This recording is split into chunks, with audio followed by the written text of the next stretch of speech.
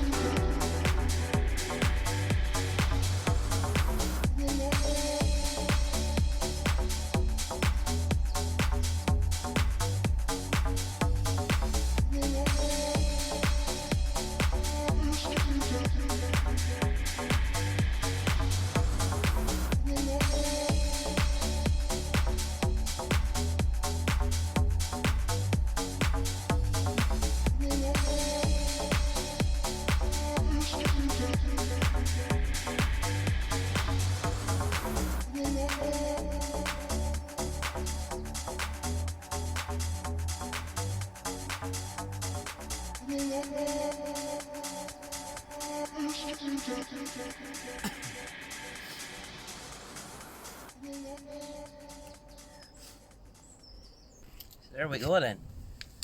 That's just the way I like my tyres, nice and glossy. And the beauty of this stuff as well, it's not supposed to sling and it's supposed to last, so I will report back and we'll see how long it lasts, but